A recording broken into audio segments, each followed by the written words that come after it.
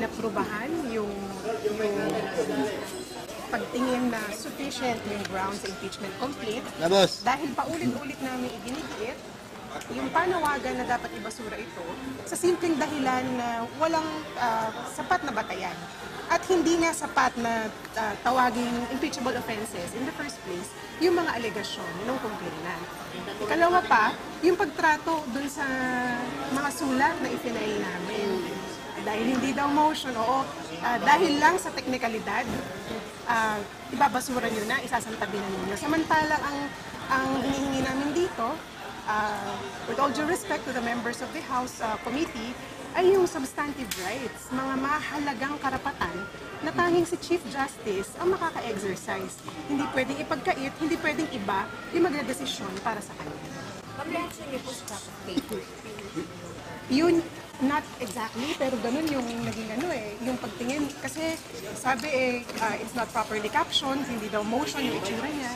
So, on the mere basis of technicality, hindi na siya tinake up. At nagkaroon pa nga ng komento na ayon daw sa kanilang mga alituntunin, ay wala raw right to cross-examine. We respectfully disagree because the House Rules of Impeachment expressly provide or state that there is such a right. After yung direct examination ng complainant should be followed by the right of the respondent to cross-examine the witnesses to be presented against you. So, attorney, ano lang next move? Paano talagang tutuloyan si J. Sereno to impeach her? Umaasa pa rin kami na hindi, no? At hindi naman kami nag-engage sa mga spekulasyon kung ano talaga yung mangyayari. Kahit na sinasabi nila this is numbers game, meron pa rin naman kaming tiwala sa mga miyembro ng House Committee at sa plenary na rin, pagdating doon, na makikita nila on the basis of law and evidence na hindi talaga dapat ipagpatuloy pa yung ganitong proceeding ng Sakaling hindi talaga payagan yung legal team na mag-cross-examine, hindi kaya mapipilitan si CJ na umatay? Okay. Ganito. Di ba lagi namin binabanggit na ang impeachment proceeding, kahawig yan ng criminal proceeding or criminal prosecution.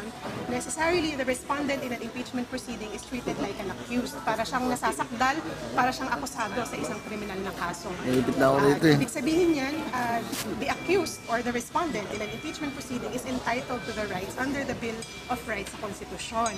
Kasama dyan, yung right to not to take the stand, yung ganun pwede siya magdesisyon na hindi siya umupo sa witness stand at the proper time. Pwede rin naman na hindi siya pilitin na tumistigo laban sa kanya. Hindi siya resource person, siya ay respondent, siya yung ini-impeach. Yun po yung kaibahan. Anyway, Kong Sarate, for the record, the chair has copies of originals of documents and or notice from Supreme Court en banc on many of these allegations, and so I do believe that these are authentic documents. This was endorsed, and I think the endorsers have seen this, and so this is ready for viewing by any of the members, especially those who are who registered their objection. So, just for purposes of clarity,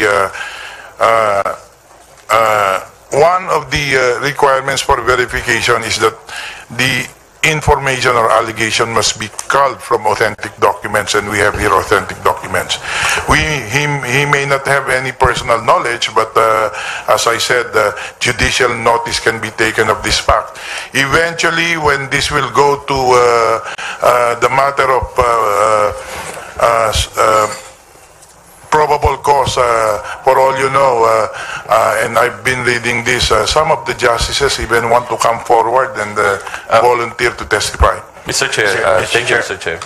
Okay, so, Mr. Chair, may I move that the documents be furnished to Congressman Zarate? it is appended, but of course, there is only one original. Yeah, and for purposes of comparison, and while he's reviewing those documents, may we go further to another a member of the House was objecting for purposes of orderly proceeding and Okay. to fasten up the proceeding. Mr. Chair. Actually, time of Congressman Zarate is up, and so Yeah, just to wind up, Mr. Chair. I objected because even if, for example, those documents are present now, there are other allegations here that, as I've said, if we based on how we treated the Alejano complaint, no? If these are based on news reports, then I think these are clearly hearsay. No? And we should not, sabi nga natin, this proceeding should not be used as a fishing expedition proceedings, no? Just to show, to justify, or to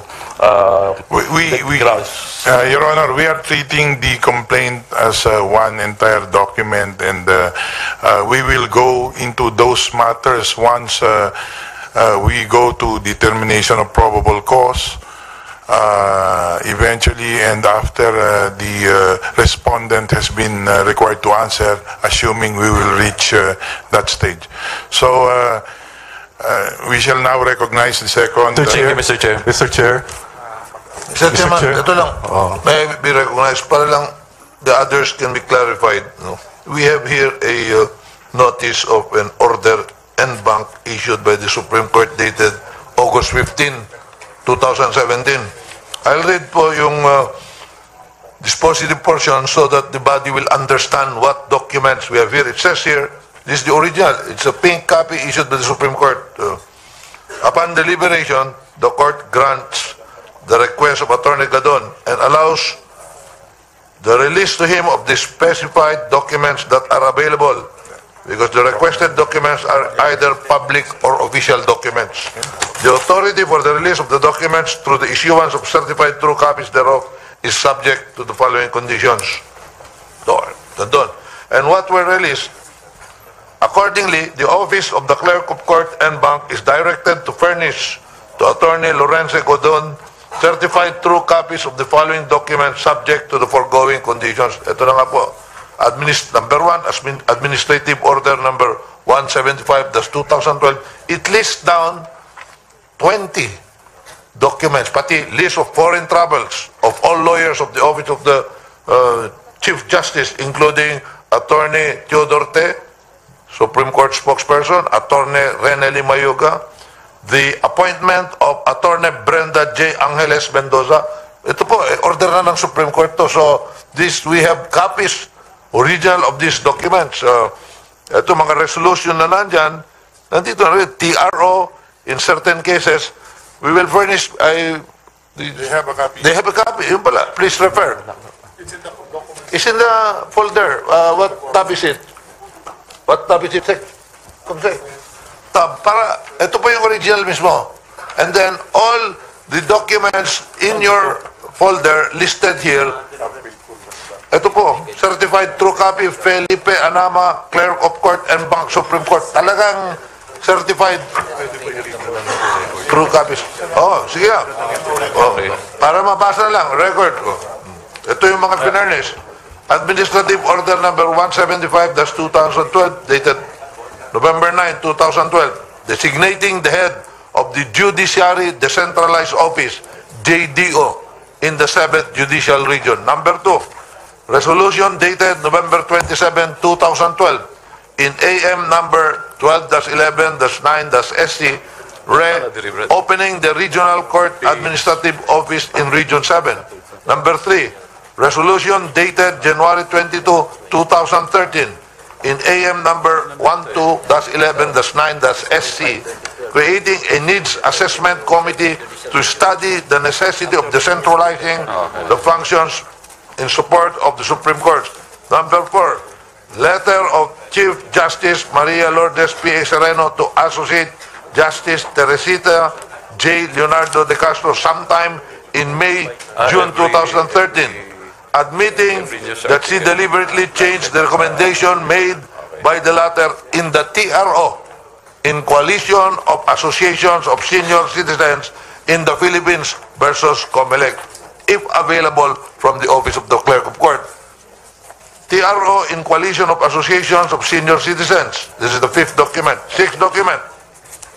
Resolution dated August 9, 2016 in AM, Administrative Matter number 16-08-04-SE, ordering the conduct of a motu proprio fact-finding investigation on the alleged involvement of 4 incumbent judges in illegal drugs, which among others resolved to direct Executive Secretary Salvador C. Medialdea. So yung mga allegations niya, talagang inisyu na ng Supreme Court. Number 7, letter of Associate Justice Teresita J. Leonardo de Castro, dated sometime August 10, 2016, addressed to her colleagues, questioning the resolution dated August 9, 2016, in AM case number 16-08-04, released by Attorney Theodore T., Supreme Court spokesperson. Number 8, so kompleto po, resolution dated August 16, 2016, in AM number 1608-04, SC. Ito po ay order ng Supreme Court to release all of these documents. Resolution of the Supreme Court granting survivorship benefits to the mothers of Associate Justice Alfredo Benjamin S. Caguiwa, Pilar Caguiwa, and Associate Justice Mario Victor F. Leonen, Adrelina Famora Leonen, redacting therefrom the addresses and other personal circumstances pertaining to the mothers of Justice Caguiwa and Justice Leonen. Number 10, resolution dated June 6, 2017, in AM number 17-06-02. Number 11, resolution dated number 27, dated June 27, 2017, in AM number 17-06-02-SC, designating the Court of Appeals, Cagayan de Oro Station. So, lahat nun po, authentic documents na. Statement, number 12, very important. Statement of assets, liabilities, and net worth, SAL-ENS, of Chief Justice Maria Lourdes P.A. Sereno for the years 2010 to 2017, both original and revised, but redacting the names and addresses of the children as well as the addresses of Chief Justice Sereno. Number 13, letter of Chief Justice Maria Lourdes P.A. Sereno, dated May 29, 2014, addressed to the Supreme Court justices, alleging that several justices requested that the court do away with the voting for court recommendees as provided in Section 1, Rule 8 of JBC-009 in connection with position vacated by retired Associate Justice Roberto A. Abad, if available from the Office of the Clerk of Court. Number 14, all documents pertaining to the request to purchase, bidding, procurement, and delivery of the Toyota Land Cruiser 2017 model for Chief Justice Maria Lourdes P. Sereno. Number 15, all documents pertaining to the request to purchase, bidding, procurement, and delivery of 2 motorcycles used to escort Chief Justice Maria Lourdes P. A. Sereno and their corresponding memorandum acknowledgement receipts. Number 16, list of official domestic and foreign travels of Chief Justice Maria Lourdes P. A. Sereno from 2012 to present, including a list of those who accompanied her, purpose of travel, detailed expenses per travel, including airfare, accommodations, and all kinds of allowances, including those shouldered by development partners. Number 17, list of all consultants of the Supreme Court and Office of the Chief of Justice, that's what they wrote, whether paid by the Supreme Court or by development partners, and their respective contracts from 2012 to present. Number 18, appointment of Attorney Brenda J. Angeles Mendoza as PhilJA, Chief of Office for the Philippine Mediation Center. And then 19 is the resolution dated July 7, 2015 in AM number 15-07-01-SC-PhilJA, the appointment of Judge Geraldine Faith A. Ekong as Chief of Office for the PMCs. And then 20, yun na, list of travels of all the place. So, ito po in-issue na ng Supreme Mr. Chair. For guidance of all concerned, this is contained in pages 249 up to 255 of your records that were distributed by the committee. Mr. Chair, just an inquiry, Mr. Chair. Okay, Congressman Villarin. Well, thank you, Mr. Chair. An inquiry to Justice Fariñas, Majority Leader Fariñas. If I heard it right, sir, Mr. Honorable Majority Leader, are these documents, is there a portion there that states that these are matters pending deliberation and determination by the Supreme Court? The Supreme Court ordered the release of these documents as requested by Gadon.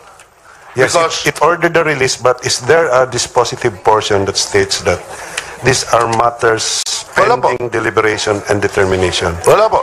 Basta ang sinabi, ito ang dispositive portion na. Accordingly, the office of the clerk of court and bank, all caps, is, all caps, directed to, all caps, furnish to Attorney Lorenzo C. Gadon, certified true copies of the following documents, subject to the following conditions to it. Yun na nga. Linis po nila at least 20 documents. And then, after the listing of 20 documents, it says, Sereno CJ, no part. Meaning she did not participate. Tagiwa J, unofficial leave. So, very truly, ito po yung order na. Yes, thank That's the you. dispositive portion. Thank you, Honorable Yes, sir. Majority Leader. Thank you, Mr. Secretary. Okay.